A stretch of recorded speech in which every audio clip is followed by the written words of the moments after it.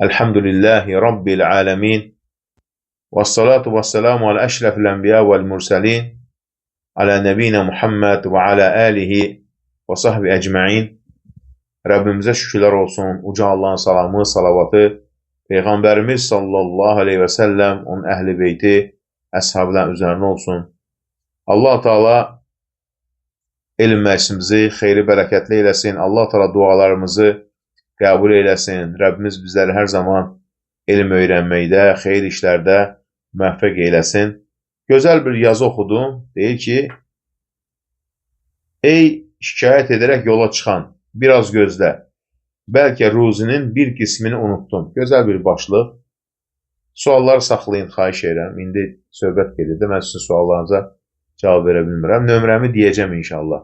Dərsin sonunda nömrəmi deyərəm, yazarsın inşallah. Deyir ki, ey şikayət edərək yola çıxan, biraz gözlə.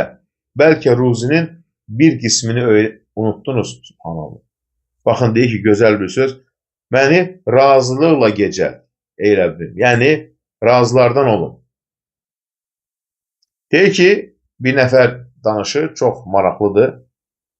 Artıq çox oxşar olan günlərim vardı. Sanki bir-birinə qarışmışdı. Hər səhər sanki hər şeyin bitəcəyini işarə edən o zəng səsləri məni sıxırdı. Yəni, hər gün eyni şey, eyni şey, eyni şey, eyni şey. Bəzən olaraq insan Allahın verdiyi nemətlərdən bezir. Adətən hər günü səbəbsiz yenə hirsli və ya narahat qarşılayırdım. Bəzən özümü çox zəif hiss edirdim və çox az hallarda həmin zəng səsləri mənə xoşbəxtlik gətirərdi. Həmin günün tətil olduğunu anlayanda.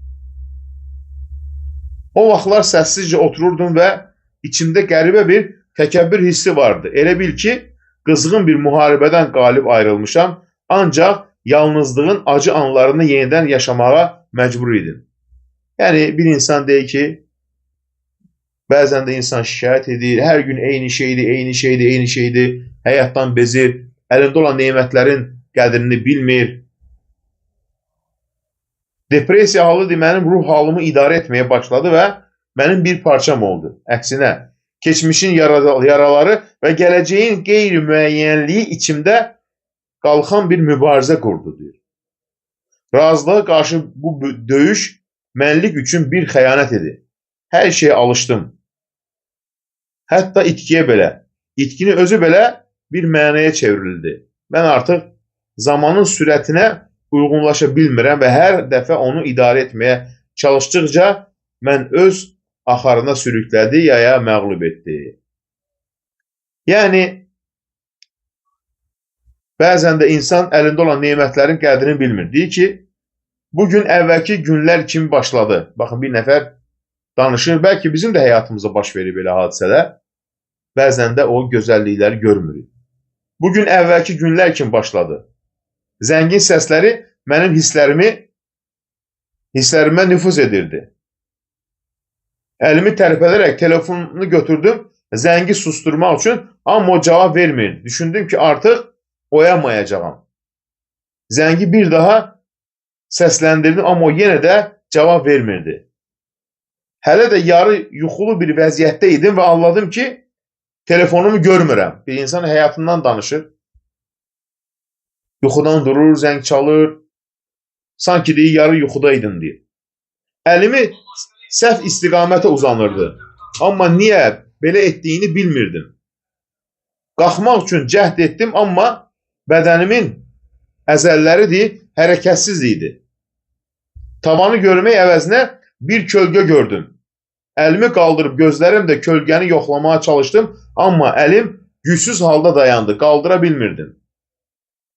Bu his mənə əvvəllər yad idi və o an beynimdə dolaşan suallar məni bir daha tamamilə oyanmağa məcbur etdi. Bəli, mən hərəkətsiz bir vəziyyətdə idim. Əllərim heç bir cavab vermirdi, gözlərim tam açıq idi, amma bir dəfə belə qırpılmırdı. Başına gələn hadisəsini danışır.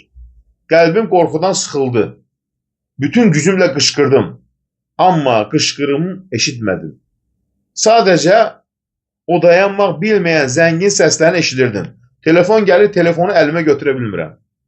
Yenidən qışqırdım, amma bu dəfə qışqırığım ruhumun dərinliklərinə çata bilmədi.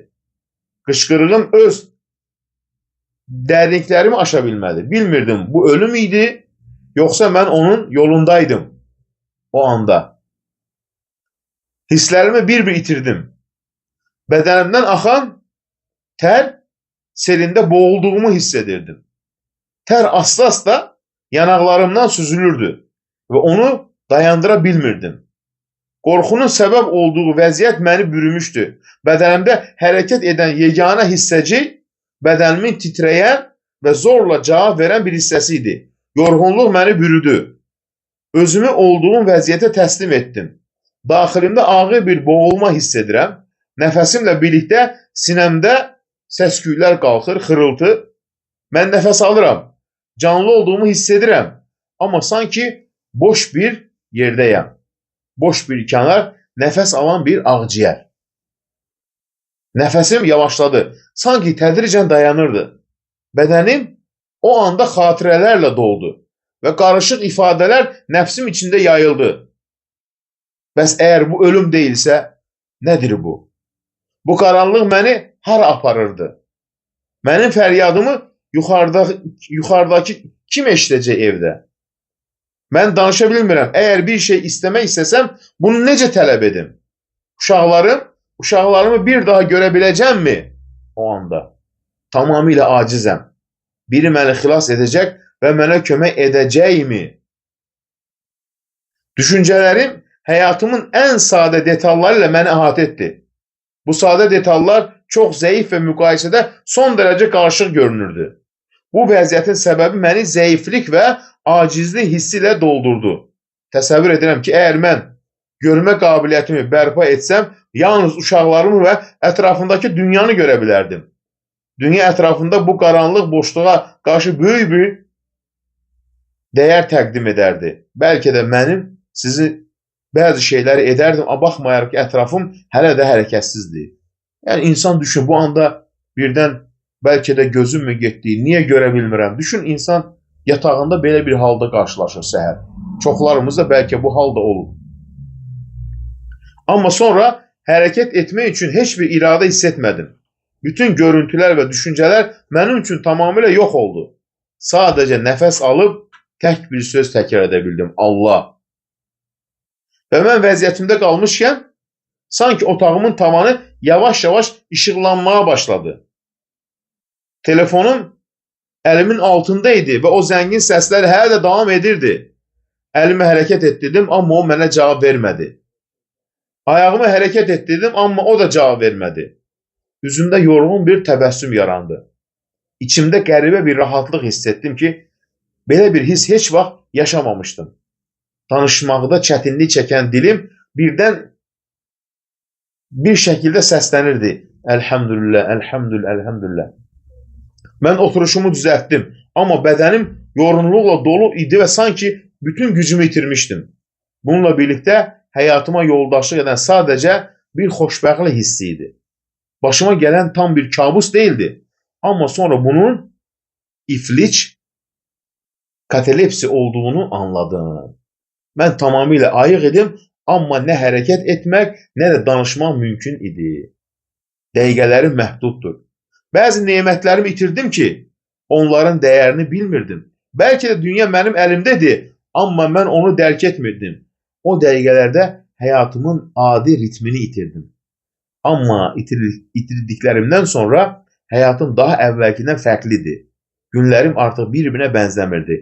İndi hər şey bir məna görürəm. Hər gün oyananda elə bir yenidən oyanıram. Yəni, düşün ki, insan gündəlik oyanmaq neymətini belə neymət görmür. Səhər yuxudan oyanırsan, əlini atırsan, danışırsan, yeyirsən, içirsən. Bəzi insanlar bundan bezirlər. Bir adam danışır, başıma belə hadisə gəldi, donub qalmışdım, ölüm idi, ölüm deyildi, iflic vəziyyətə düşmüşdüm o anda. İndi deyə həyatımın mənasını bilirəm ki, yuxudan oyanmaq belə rahat neymət. Subhanallah. İnsan bəzən əlində olan neyməti nədir? Düşürmür, deyə, ey şikayət edən. Biraz gözlə, biraz gözlə. Bəlkə ruzinin bir qismini unutdum, Səhər yuxudan rahat oyanmaq, sağ-salamat oyanmaq, iflic olmamaq, rahat nəfəs almaq bu nemət deyil. Çoxları bunu nemət kimi görmür. Nə zaman nemət olduğunu bilir, o anki başına bir bəla gəlir, müsibət gəlir. O zaman deyir ki, həqiqətən də mən böyük bir nemət içərisindəymişəm ki. Bunu bir nəfər həyatında yazıb, öz başına gələn hadisə. La ilahə illallah. Görün, həqiqətən də insan bəzən də əlində olan nemətləri heç zaman nə deyir bilmir. Gələk mütləq başına bir bəla gəlsin ki, onu anlasın. La ilahə illallah. Yəni, ona görə də insan düşünməlidir ki, Allah Teala ona nə qədər nemətlər verir. Və bu nemətlər ən üstün nədir? Nemətlərdir. Ona görə də hər zaman Allahın nemətlərinin qədrini bil. Yuxudan oyanmaq belə ən gözəl nemətlərdən birisidir. Subhanallah. Həmçin, baxın, gözəl bir fayda deyir ki, bir nəfər danışır. Saxlayın suallarda, sonra cavab verəcəm. Aytaç xanım. Görürsünüz, söhbət edirəm. Deyir ki, ana ağır xəstəlikdən sonra xəstəxanaya aparıldı. Bir nəfər danışır həyatından. Deyir, saatlar keçdi, amma vəziyyəti getdikcə pisləşirdi. Huşunu itirdi və həkim onu reanimasiya şöbəsinə yerləşdirməyə qərar verdi. Onun yeganə oğlu qayğı və rahatlıq içində müalicə otağının qarşısında gözləyirdi. Həkimlər içəri girir, tibb bacıları ora-bura tələsir, o isə müalicə otağının qarşısında baxaraq hər kəsin özündə anasının vəziyyəti barədə ipucu axtarırdı. Amma heç kim ona bir şey demirdi. Bir neçə saat keçdi və nəhayət bir həkim ona xəbərdar etdi ki, anasının sağ qalma şansı azdır. Oğlu gözlərini yerə dikərək səhərə qədər gözləməyə davam etdi. Ana. Sübh azanı oxunduqdan sonra o üzündəki kədər ilə yaxındakı məscidə getmək üçün avtomobilinə tərəf yönəldi. Məscidə daxil oldu, Allaha dua edib, namaz qıldı. O qədər səcdə qaldı ki, başı səcdə etdiyi yerə yapışdı, yəni ağlamaqdan. Səcdə yeri göz yaşlarına qərq oldu. Namazdan sonra bu olmuş hadisədir. Ən yaxın yanacaq doldurma məntəqəsinə tərəf yönəldi. Gözü su qabına və yanacaq kəninə sataşdı. Birdən kənarda ac və yetim halda bir-birinə sığınan bir neçə yeni doğulmuş pişiyi gördü. Pişiyi nə ediblər? Atıblar kimlərsə. O yarı huşsuz vəziyyətdə maşını saxladı. Sonra yenə düşüb titrəyən bədəni və yorğun zehni ilə bir şey axtarmağa başladı. Nəhayət bir konserv balıq və bir şüşə süd pişiklərin yanına qoydu və avtomobilinə mindi. Yəni onlara yemək verdi. İşə saldı, birbaşa anasının yatdığı xəstəxanaya yollandı. Reanimasiya şöbəsinə çatanda tibb bacısından anasının vəziyyəti barədə soruşdu. Tibb bacısının cavabı belə oldu. Bu adda xəstə burada yoxdur indi reanimasiyada. Sinəm sıxıldı deyir. Qəlbim sürətlə döyünməyə başladı deyir. Gözlərimi səmaya qaldırdım. Elə bilir ki, anası dünyasını dəyişir. Tibb bacısı sənədləri yoxladı və ona dedi, anasının vəziyyəti yaxşılaşdığı üçün o başqa bir otağa köçürüldü. O anasının otağına tərəf qaçdı. O, onun yatağında oturmuş, üzündə gülüş, əllərini açıb dua etmiş vəziyyətdə gördü. Oğlunu görəndə belə dedi, bilmirəm, yuxu gördüm, yoxsa gerçək idi. Amma sanki yuxuda bu yatağın ətrafında balaca pişiklərin dua etdiyini gördüm. Subhanallah. Oğlu pişiklərə yardım etdiyi üçün Allah şəfa verir anasına. Baxın, sədəqə, balaca bir şey. Pişiklərə yardım etdiyi üçün Allah onun anasına şəfa verir. Bəs bir insana yardım etmək, görün Allah dərgahında nə deməkdir? Bir insana, bir fağıra yardım etmək, görün Allah dərgahında nə deməkdir? Subhanallah. Bu olmuş bir hadisə ərəb ölkələrində. Ona görə kimin xəstəsi varsa yardım etsin kasıba, fağıra, niyyəti olsun ki, bunu Allahım sənin razılığını qazanmaq üçün edirəm. Sən də mənim valideynimə və ya yaxınıma nə deyir? Şəfa ver. Baxın, deyir ki, bu olmuş hadisə həmçinin, baxın, Bir universitet professoru danışırdı ki, Londonda bir konferansa daxil olarkən qəfil sinəsində güclü bir ağrılar hiss edir. Bu olmuş hadisədir. O ən yaxın həkimə müraciət edib və müayinələrdən sonra məlum olub ki, onun ürək damarlarında tıxanma var və təcili əməliyyat olunmalıdır. O vəziyyətin bu qədər ciddi olacağını gözləmirdi. Həkimdən bir neçə günlük möhlət istəyib ki, öz ölkəsinə qayıdıb işləri yoluna qoysun, bəzi işlərini tamamlasın və vəsiyyətini yazsın. Bəlkə də bu əməliyyatdan sağ çıxa bilməz. O öz ölkəsinə dönüb işlərini qaydaya saldı. Londona yola düşməzdən bir gün əvvəl dostunun oturduğu bir ofisinə gəlir, söhbət edərdi və onunla da vidalaşır. Sonra söhbət edərkən pəncərənin qarşısında yaşlı bir qadının ət dükanına yaxınlaşdığını gördü. Qoca qadın əllərini dükanın piştaxtasına qoyaraq diqqətlə ətləri seyr edirdi. Birdən bir parça sümük və ya yağ yerə düşsə, qadın tez onu götürdü və çantasına qoyurdu. Bu mənzərə professoru dərindən sarsıltdı. O dostu ilə söhbəti yarımçıq qoyub qadının yanına getdi və onun vəziyyətini soruşdu. Qadın ona bildirdi ki, artıq 6 ildir ki, yəni bu vəziyyətdədir.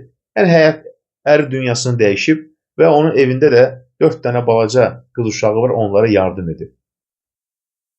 Onu görəndə dəhşətə gəldi və ən gözəl bir neçə kilo ətin ən gözəl yerindən aldı və qadına verdi və dedi ki, hər həftə bu qadın sənin yanına gələndə buna 3-4 kilodur, həmişə o ətdən verəcəksən, pulunu mən ödəyəcəm. Və bunun üçün 1 illik ödənişi də əvvəlcədən etdi. Sonra deyir, qadın sevincdən ağladı. Deyir, bu sevinç hissi professorun ürəyini doldurdu. O sinəsində bir rahatlıq hiss etdi və evinə daha xoşbəxt və rahat qayıtdı. İşlərini qaydaya saldı, ailəsi ilə vidalaşdı, yenidən Londona qayıtdı. Oraya çatdıqda sonra həkimdən yeni müayinə tələb etdi. O müayinəni yenidən etdirdi və nəticələri həkimə göndərdi. Həkim ona zəng etdi ki, təcili xəstəxanaya gəlməsini istədi. Çünki əvvəlki müayinələrdə bir səhv ola bilərdi. Yeni analizlər və rentgen çəkişləri tələb olunurdu. Kişi qorxdu, vəziyyəti daha da pisləşib, tez neynədi, getdi. Lakin bir müddət sonra otağına bir qrup həkim gəldi. Ona təəccüb etdilər ki, yeni müayinələrə əsasən onun ürəyində tıxanmış damarlar tamamilə açılıb və tam bərpa olunub, heç bir əməliyyata da açıq ürək əməliyyatına ehtiyac yoxdur. Sonra həkimlər təəccüblə ona suallar verməyə başladılar. Sanki yağış kimi yağdırırdılar. Nə yemisən, nə içmisən? Sən təyin olunmayan hansı dərmanları qəbul etmirsən? Ölkəndə olarkən hansı bir bitki mənşəli dərmandan istifadə etmisənmi? Beləcə həkimlər bir neçə suallar soruşdular. Lakin nə resept, nə yemək. Sadəcə bir həqiqət var ki, Peyğəmbərimiz belə buyurmuşdu. Xəstələrinizi sədəqə ilə müalicə edin. Onlar soruşanda dedi ki, mən Rəbbimlə ticarət eləmişəm. Nədir? Rəbbimlə yardım etmişəm. Allah səxavət olanlara da səxavətlidir. Rəbbimizin mərhəməti hədsizdir. Bax, o sədəqəni bir şəfəət səbəbi və kədərdən qurtuluş yol etmişdir. Subhan, bu nədir? Olmuş hadisə özü həyatında danışır. Yəni, bir insana yardım etmək, düşünün, ən böyük əməllərdən birisi də Allah dərgahında. Subhan. Ona görə sədəqə təkcə pulla edilmir. Onun çox növləri var. Peyğəmbərimiz buyurur ki, sədəqə suyun odu söndürdüyü kimi günahları silir. Subhanallah. Buna görə də Sufyan-ı Thawri, alimlərdən birisi, ehtiyac olan biri yolunda görəndə sevinərdi. Deyər ki, günahlarımı yumağa gələn adama xoş gəldin. Subhanallah, necə qarşılayardı? Bizdən bir sədəqə istəyənə deyir, yenə də sədəqə istədi, imkanımız olsa da. Amma nə deyər Sufyan-ı Thawri? Kimsə ondan yardım diləyəndə, günahlarımı yumağa gələn adama xoş olsun. La ilahe illallah. Bax, nə deyir İbn Məsud? Əgər bacarırsan, elə et ki, qoyduğun sərvət nə güvənin, nə də oğrun əlinə keçsin. Onda onu sədəqəyə çevir. Bilmirsən səndən sonra o sədəqəni nəyə istifadə edəcəklər? Baxın, nə deyir? Fudeyl ibn Niyaz. Fudeyl ibn Niyazın sözünə baxın. Bəzi yoxsullar bizim yükümüzü axirətə daşıyan gəmiçilərdir. Onlar bizim sərvətimizi axirətə aparan əmanətçilərdir. La ilahe illallah. Yəni biz onlara yardım edirik. Bu əmanəti axirətə aparırlar. Onun əvəzini Allah təala bizə axirətdə verəcək. Nə gözəl sözdür. Kim belə baxır sədəqəyə? Kimdir belə baxır sədəqəyə? Bəli, yoxsullar bizim yükümüzü axirət daşıyan gəmiçilərdir. Onlar bizim sərvətimizi axirətə aparan əmanətçilərdir. La ilahe illallah. Nə deyir Peyğəmbərimiz? Allahın ən sevdiyi əməllərdən biri müsəlmanın qəlbinə sevinç bəxş etməkdir. Onun sıxıntısını aradan qaldırmaq, borcunu ödəmək və ya aclığını doyurmaqdır. La ilahe illallah. Bu nədir? Ən böyük deyir, fürsətlərdən deyir, birisidir. Bax, insan görə həqiqətən də nədir? Belə baxsın məsələlərə, subhanallah, yardımlaşmaya. Həmçin baxın, bir məsələ var, borcu ödəməkdən yayınmaq. Əgər sənin kiməsə borcun varsa və borcu ödəməyə imkanın varsa, onu gecikdirmə. La ilahe illallah. Bəzi insanlar borc götürür, sonra borcunu qaytara bilmir. İmkanı ola-ola. Peyğəmbərimiz sahabələrlə oturarkən birdən başını göyə qaldırdı. Səs oldu, subhanallah, bu nə ağır bir xəbərdir. Sahabələr soruşdular, narahat oldular. Nədir o, ey Allah Rasulü? Dedi ki, canım əlində olan Allaha and olsun. Əgər bir şəxs Allah yolunda şəhid olub, sonra dirildilib, yenidən öldürülüb, yenə dirildilib, şəhid olub, amma üzərində borcu varsa, borcu bağışlanmaz deyir. La ilahe illallah. Şəhiddən belə Allah təala nədir? Keçmir. Şəhiddən belə Allah təala neyir? Keçmir. Subhanallah. Ona görə də şəhid o kəsdir ki, düşün, cənnətdə bərabər, Peyğəmbərimizlə bərabər olar. Baxın. Başına şəhidlik tacı qoyular, lakin bütün bu borcu ödəməyincə dayanır hər şey. Subhanallah. Yəni borcun necə də ağır məsələ olduğunu göstərir. Allah şəhidlərə qarşı o qədər mərhəmətlidir ki, onların bütün günahlarını bağışlayıb. Lakin borcları bağışlanır. La ilahe. Çünki borc insanların haqqıdır. Ona görə də borcu ödəmək nədir? Vacibdir. İmkanın var, borcunu ödə. Bəzi insanlar gecikdirirlər. Borclar insanlar haqqıdır və Allah haqqı yerinə yetirən ədalət sahibidir. Öz qullarına qarşı mərhəmətlidir. Amma qullar arasındakı haqlar pozularsa, bu zaman zülmə çevirir. Allah heç kimsəyə zülm etməz. Amma bəndələrin bir-birinə zülm etməsinə isə bağışlamaz. Məhz buna görə də insan miras bölünərkən ilk olaraq borcu ödənir, əgər atasından miras qalıbsa. Vəsiyyət yerinə yetirdikdən sonra, borclar ödəndikdən sonra, la ilahe illallah. Baxın, nə deyər? Bir insan borca düşükdə danışarkən yalan danışar və vəd edərkən vəfasızlıq edər. Ona görədir ki, borcu ödəmək sədəqədən daha vacibdir. Yəni, sən birinci borcun varsa, imkanın varsa, borcunu ödəməlisən. Baxın, bu da dinimizin gözəl nədir? Buyruqlarından birisi. Subhanallah. Baxın, həmçinin valideynlərə qarşı nankörlük. Nankör övlad istədiyini edə bilər, lakin uğur qazanmayacaq. Bu, ən gözəl, hikmətli insanların sözlərindən birisi. Nankör övlad istədiyini etsin, lakin uğur deyə qazanmayacaq. La ilahe. Bu hikmət həyatın dilindən söylənmiş bir həqiqətdir. Həyat bizə keçmişdəkilərin xəbərlərini gətirdi və bu, hələ də eyni qaydada davam edir. Bu yerin cazibə qanunu kimi dəyişməyən bir hikmətdir. Bütün kainat ona tabi olur. Yer üzərində nə varsa, onu cəzb edən qüvvə ilə hərəkət edir. Cazibə qanunu dəyişməz. Güclü və zəif, ağ və qara, cansız və canlı üçün eyni təsirə malikdir. Heç bir alim cazibə qanunun əleyhinə dərs keçmir, heç bir cahil bu qanunun eşitmədiyi üçün ona tabi olmamağa cəsarət etmir. Yəni, bu dəyişməz bir qanundur. Kim nə etsə, ona görə də qarşılıq alacaq. Valideyninə nankör olan insan da belədir. O istədiyini elə bilər, amma nəticədə uğur qazanmayacaq. Onun həyatı bərəkətsiz və uğursuz olacaq. Hətta o ibadət edən, Allaha bağlı bir insan olsa belə, valideynlərinə qarşı nankörlük edirsə, onun ibadətləri zəifdir. Çünki valideynlərə qarşı nankörlük edən insanın əməlləri yanar. La ilahe illallah.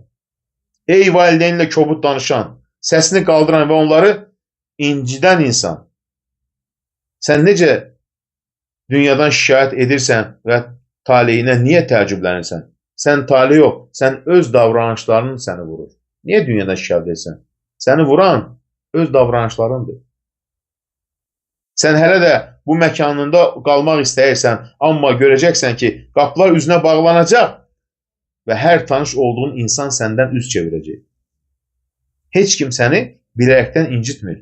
Əgər şikayət etmək və narazılıq bildirmək istəyirsənsə, bunu valideyninin ayaqları altında et. Yəni, valideynini ona danışma, valideyni pisləmə, əksinə halallıq al.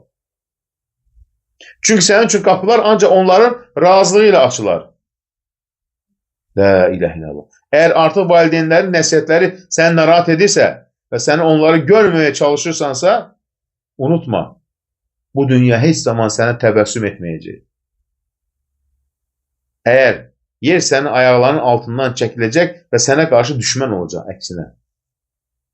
Əgər sən onların səsini artıq eşitmək istəmirsənsə, öz dövrünü sənə heç bir şeyə verə bilməyəcəyini unutma. Sən hələ də valideynlərin nəsihətinə qarşı çıxırsan və həyatının sənə ağır davrandığını düşünürsən, xeyr, hamısı valideynlərə qarşı olduğun üçün. Səni həsəd və qısqancılıq günahına batırmadan əvvəl valideynlərin ürəyinin dərinliyinə bax və onların incikliyini hiss elə. Hər bir nankör övlad üçün sadəcə bir baxış, bir söz, bir səs və ya bir inkar yetərlidir. Əgər həyatda irəliləmək və uğur qazanmaq istəyirsənsə, ilk olaraq valideynlərinə qarşı etdiklərini düşün. La ilahe illallah. Heç kim ağzında qızıl qaşıqla doğulmur. Uğurlu olan və uğursuz olan deyə bir anlayış yoxdur. Amma bir həqiqət var. Kim valideynə qarşı nankordursa, uğursuzdur. Kim onlara yaxşı edirsə, uğurludur.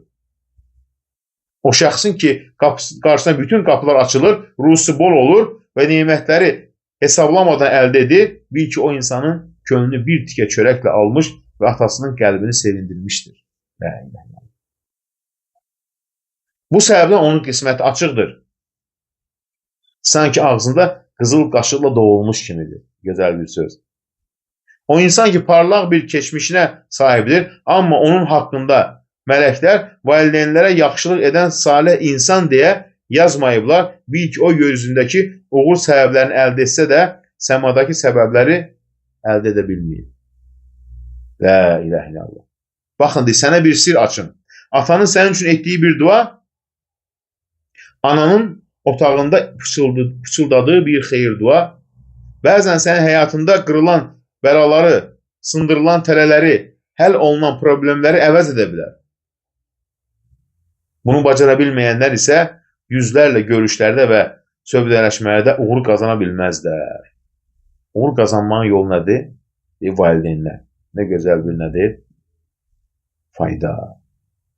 Həqiqətən Allah təala bizləri eşidi faydalanlardan eləsin. Allah təala valideynlərimizi qorusun. Yəni valideynlərimiz bizim üçün bir nemətdir. Onların duaları bizim üçün bir nemətdir. Subhanallah. Əgər insan uğursuzdursa, o zaman ən azından düşünsün ki, bəlkə hardasa valideyninə nədir? Yaxşılıq etməyib. Hardasa valideynin qəlbini qırıb, valideynini incidib. Subhanallah. La ilahe illallah.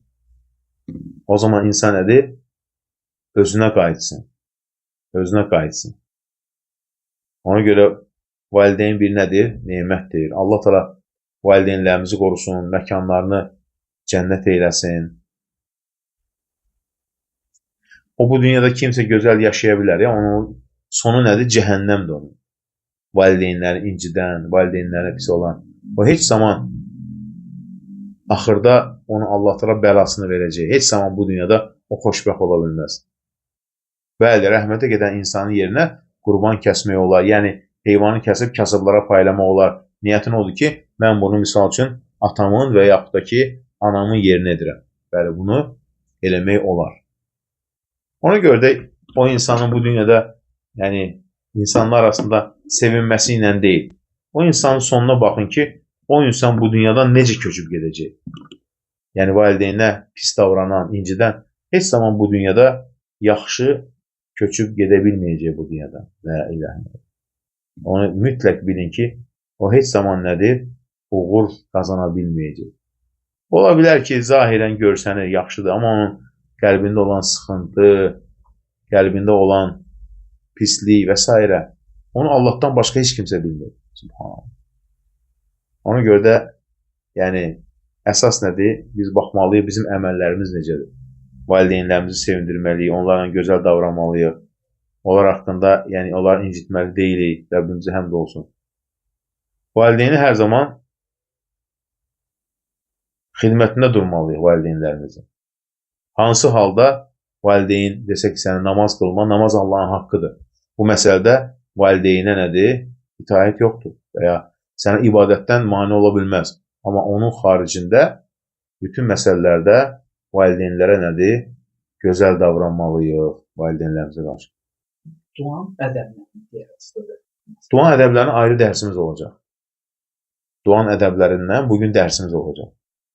Duanın ədəbləri, duanın 20'ye yaxın faydası, duanın 20 dənə gözəl faydası var. Yəni dua ilə belə ibadət deyil. Duanın ədəbləri, duanın 20 faydası, ümumiyyətlə dua barəsində. İnşallah məğrib namazından sonra odur mövzumuz inşallah. Duanın 20 faydası, duanın ədəbləri və bir də ümumi faydalar ki, yəni insan qəlbini nə üçün Allah'a bağlamalıdır. O bugün məğrib namazından sonra olacaq inşallah. Şərt deyil valideynləri maddi cəhətdən sevindirmək. Amma ən azından onlara qarşı yaxşı davranmaq özü belə sevindirməkdir.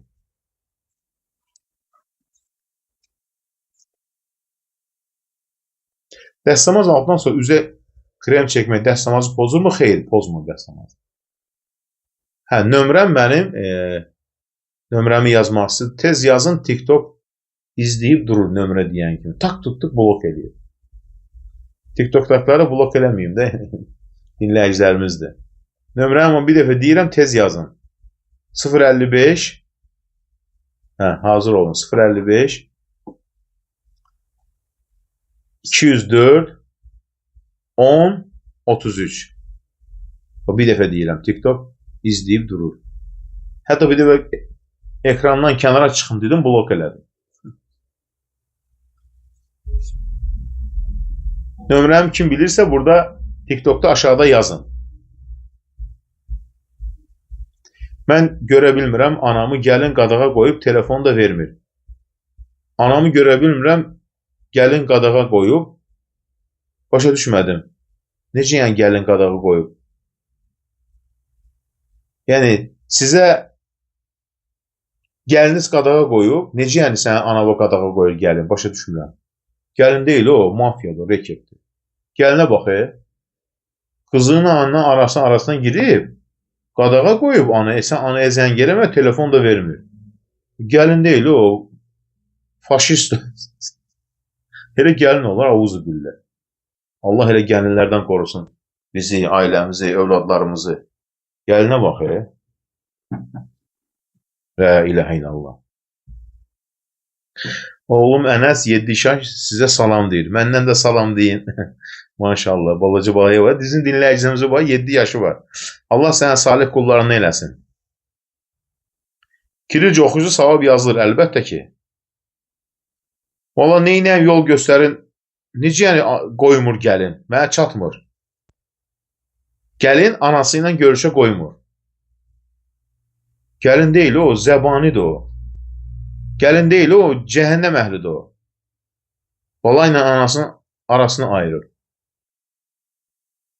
La ilahə illallah. Gəlin qoymur. Şokdayım mən. Salam olsun Uğur balamıza. La ilahe illallah. Yəni gəlin qoymur. Bəs o gəlin əri hara baxırsın? Qardaşınız hara baxır? Yəni gəlin əri kimdir? Oğul deyil, o odun parçasıdır o. Belə şey olar. Gəlin qızı ilə danışmağa qoymur və o gəlin əri hara baxır? Odun parçası hara baxır o? Cəhənnəm kötüyü hara baxır o? Vicdansız. Hə, ver gəl. Soruşurlar bu yaşlı adam dəstəmaz saxlaya bilməsə, necə eləsin dəstəmaz? Dəstəmaz saxlaya bilmirsə, hər namaz vaxtı dəstəmaz alsın, namazı qılsın. O namaz içərisində onun dəstəmazı pozulsa da üzürlü sayılır. Nəyə görə? Çünki o üzrü var, ehtiyacı var. Misal üçün, yaşlılığına irəli gəlir. İmkan var, hər namaz vaxtı dəstəmaz alsın, namaza girsin. Namaz əsnasında birdən bədənlə nəsə gəlsə də onun namazı sayılır. Çünki bu xəstəlikdən olur. Bilə-bilə bunu etmirsən. Bu yaşlı insanlarda, yaşlı qadınlarda olur. Nə edək, cadukarlar bizdən əl çəksin. Cadukarlara bəddua eləyin. Allah onların bəlasını versin. Və bir də ki, çoxlu Allah dua eləyin. La havlə və la quvvətə illə billah zikrini dilinizdən düşürməyin. Qorxu canından çıxmıyor insan. Yəni, dinləyicimiz heyran. Yəni, o gəlinin əri kimdir? Qardaşınız deyil sizin. Odun parçası hara baxır o? Odun parçası deyil. Nə deyir ona? Cəhənnəmin yanacağı hara baxır deyir ona. La ilahə illallah. La ilahə illallah. Oğula baxır. Gəlin qoymur, bu da susur. Qızı ilə bacısı anasına əlaqə saxlaya bilmir. Nə? Gəlin qoymur. Kilonun, belə deyirlər, Azərbaycan sözü. Deyəcəm o sözü, deyəcəm o sözü. Kilon kişi başına. O sözü deməyi lazımdır. Korenoy Azərbaycanski söz. Neçə illərdir qorxu bədənindən çıxmır. Qorxu bədəndən çıxmırsa çoxlu zikr eləmək lazımdır. Yəni, qorxunu aradan götürmək üçün çoxlu zikr eləmək. La havlə və la quvvətə illə billah zikri.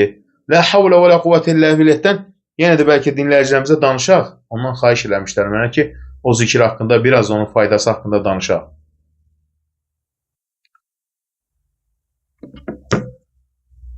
Deyəm.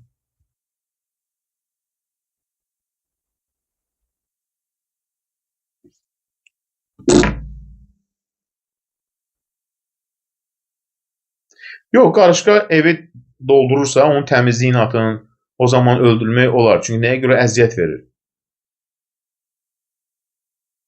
Çoxdur elə hallar. Tüfü.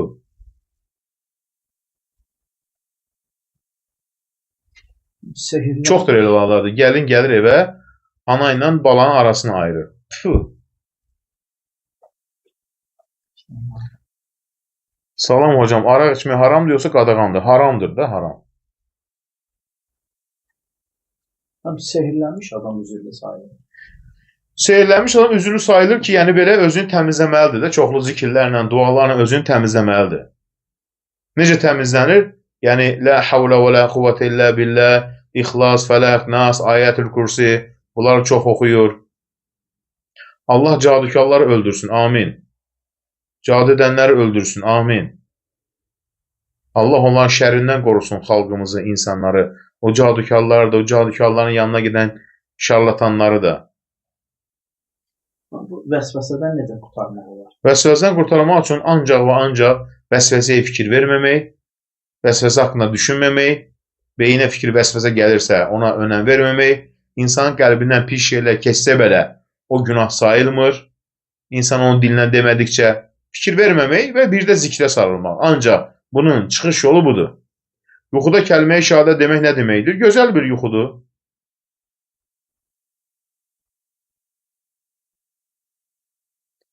Yoldaşım, birlikdə işləməyə getmək istəyirəm. Gedə bilərsiniz.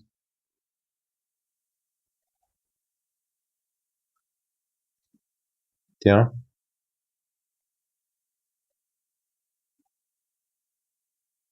Gör nə deyir, yazı. Deyir ki, məni xalam böyüdüb, deyir. Sonra gəldi, məni xalamdan etdi. Gəlin vicdansızdır. Allah ona insaf versin.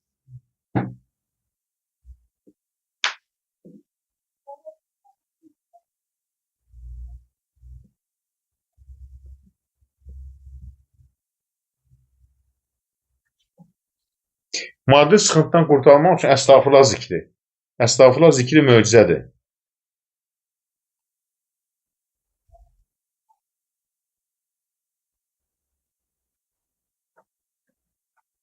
Bütün peyğəmbərlər deyib, qövmünə ki, Allaha dönün, tövbə edin.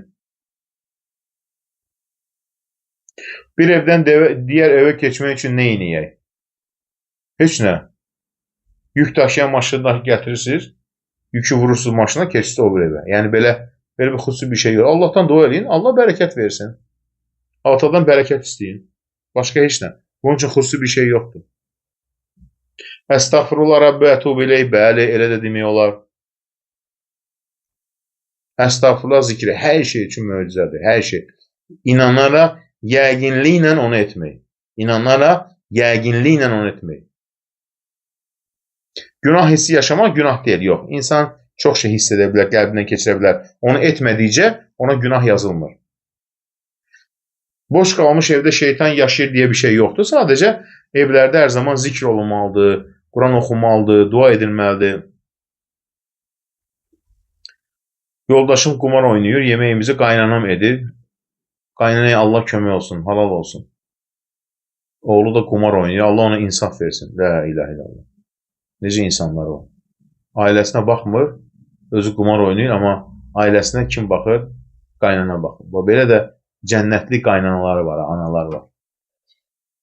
Allah ona ruhsunu bol eləsin. Allah onun oğluna insaf versin.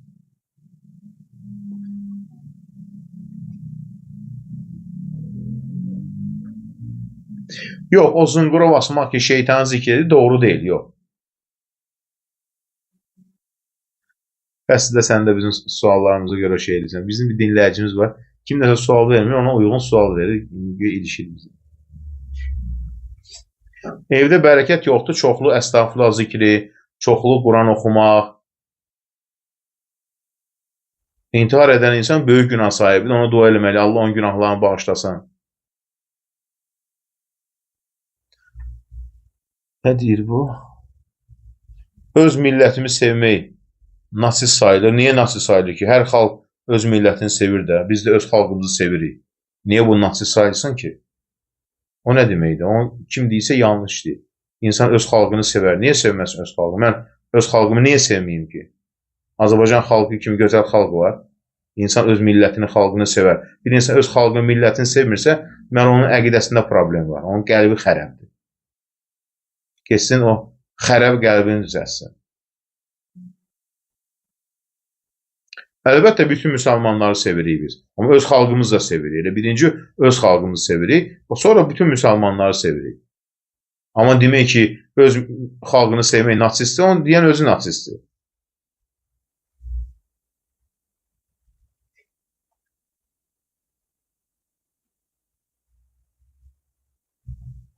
Quran-ı Kərim ərəbdə oxumaq üçün öyrənmək lazımdır. Hər hərfə görə bəli 10 savab qazanır insan.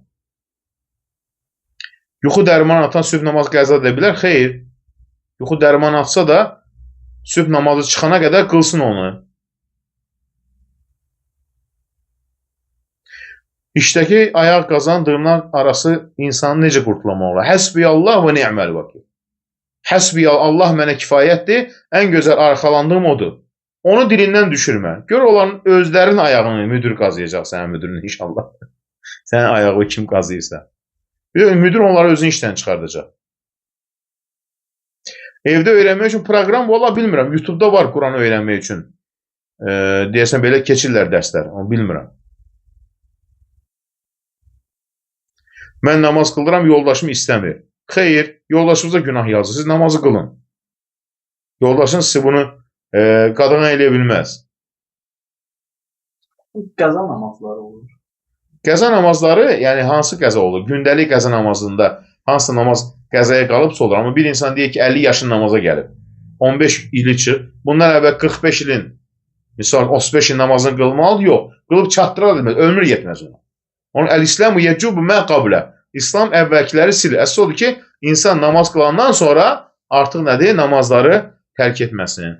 Gecə namazı əlbəttə ki, duaların qəbul olması üçün ən gözəl bir şeydir bu. Namaz hansı halda qəza salır? Qəzalı sayılı ki, insan çata bilməyib, həqiqətən bacarmayıb namaz çatmağa, istəyib çatsın, elə bir şəraitdə olub qıla bilmir və ya yuxuda yatıb qalıb, misal üçün sübh namazına və ya unudub insan. Bu sübh namazına çox yatıb qalanlara necə? O sübh namazı günün bərəkətidir. Sübh namazına yatıb qalan birinci odur ki, bərəkəti itirir. Yəni, sübh namazı bərəkətdir. Sübh namazını itirən o günün bərəkəti getdi əlindən. Sübh namazının vaxtına qılmıyor. Qalsın bilməyənlər nəsə. Vaxtında yatsınlar, telefon qursunlar, evdəkilərdən kömək istəsinlər. Bəhanə deyil, mən yatıb qalxa bilmirəm. Vaxtında yat, WhatsAppdan tez çıx, TikTokdan tez çıx. TikTokda o qədər izləyirlər ki, mənasız videoları, sonra deyir, qalxa bilmirəm. Qalxa bilməyəcəksən də, bəsdir izlədin o TikTokda babuşları, mənasız adamları.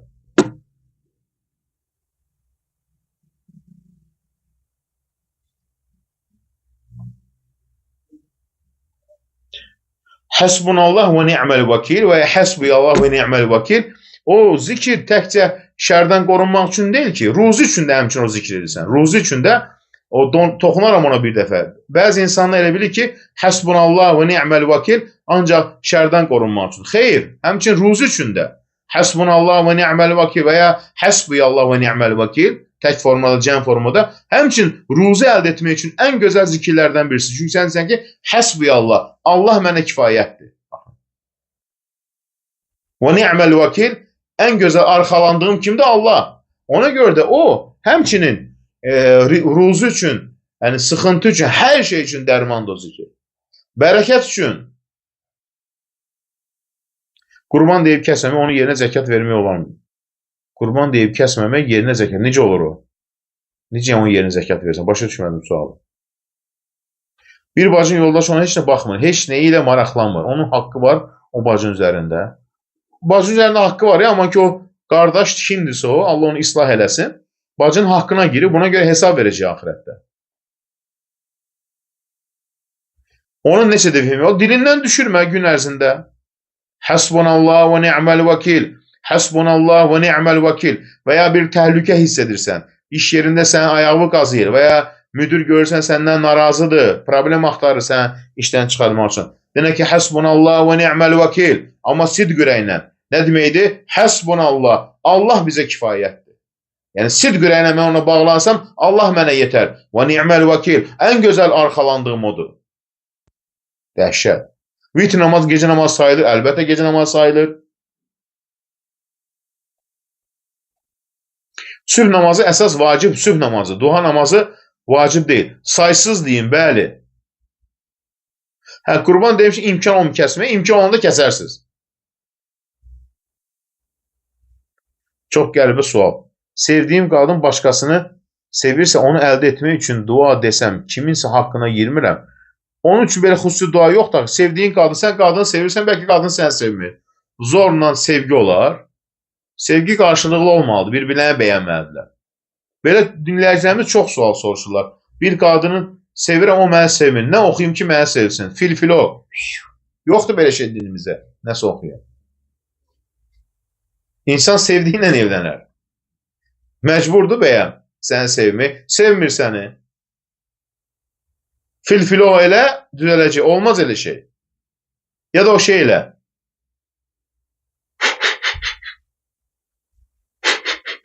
Var ya bir dənə sapıq. Ki cəmaata zikr öyrədir. Hardan? Hindistandan da o, Pakistandan. Cuf-cuf hoca. Mən də gəlin sizi cuflayayım biraz.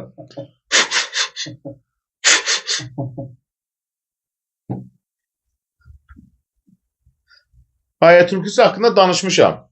İnşallah yenə danışarıq. Sən o Adil müəllimin təkfirçidir. Çıx buradan. Adil müəllim.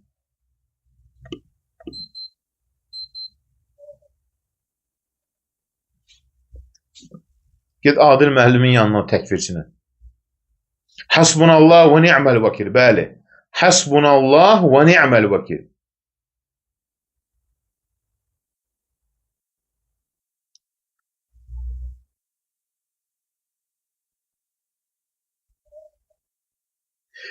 Yox, sol əlindən olmaz, sağ əlindən yemək lazımdır. Sol əlindən olmaz.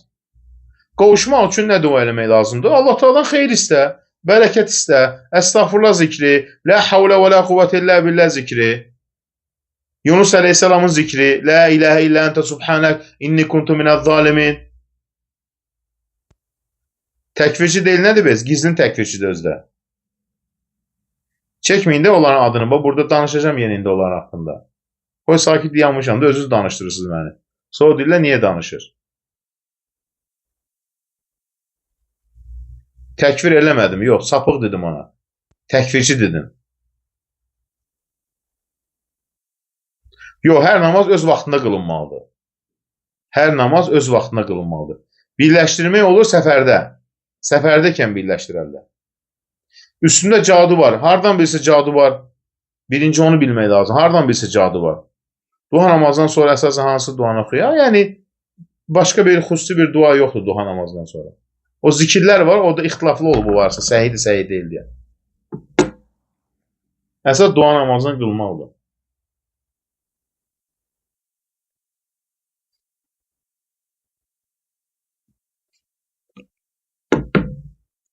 Bacı xəstədir, yoldaşı da baxmır. Qardaşı deyir, o bacıya sədəqə düşmür, yoldaşı var. Yox, baxmırsa sədəqə düşür. Yunus Peyğəmbərin duası La ilahə illə əntə subhanək inni kuntu minəz-zalimin.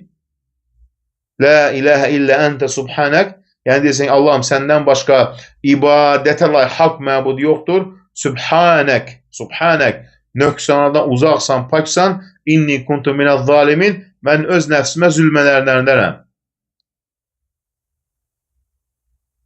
Duha namazının səbəbi odur ki, birinci Allahın verdiyi nemətlərə şükürdür. İkinci, Qüdsəd-i Ucalata buyurur ki, kim günün əvvəlində mənə 4 rükət namaz qılarsa, mən günün sonuna qədər onu qorumam altına alaram. Nə gözəl bir namaz. Günahdan sonra məni əsmə tutur, boğulma olur, nəfəsim çatmır. Həkimə müraciət edeyim. Bəlkə bir tibbi problem var.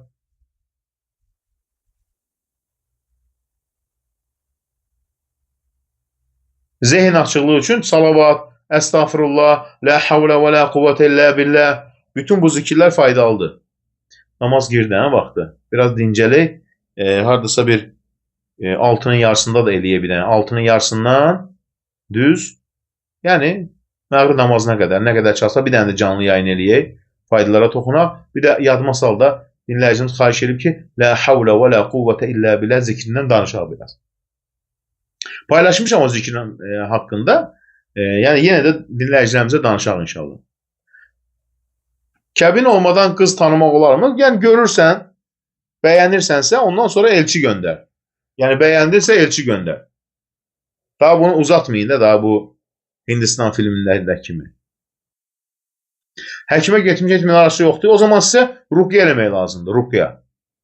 O zaman sizə ruqya eləmək lazımdır. Hər işə görə zikr eləmək olar. Bəli, əstəğfurullah zikri, la havlə və la quvvətə illə billah zikri, Allahumma salli və sallim alə Muhammed, salavat zikri.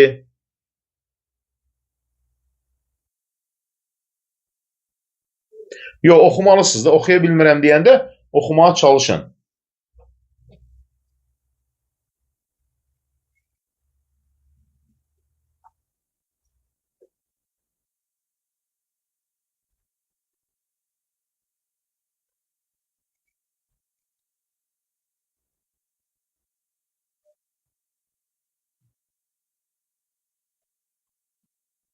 Dua namazı 2 də qılmaq olar, 4 də qılmaq olar, 6 da, 8 də. Azı 2 rükətdir.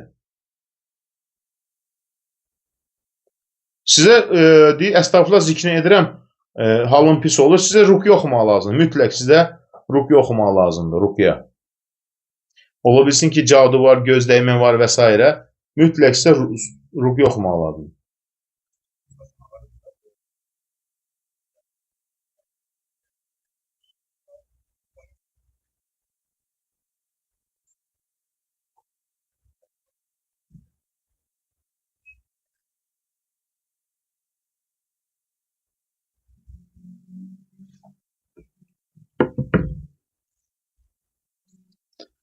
Sünnə görüş necə olmalıdır? Gedirsən yanında bir adamla, evlənəcək xanımla görüşürsünüz, söhbət edirsiniz, bir-birinizi görürsünüz, bəyənirsiniz, bəyənmirsiniz. Suallarınız var, soruşun, o soruşsun. Bəyənəndən sonra ailələrə demək lazımdır. Razıdırlar bu evliliyə, razı deyirlər bu evliliyə. Təklikdə olan.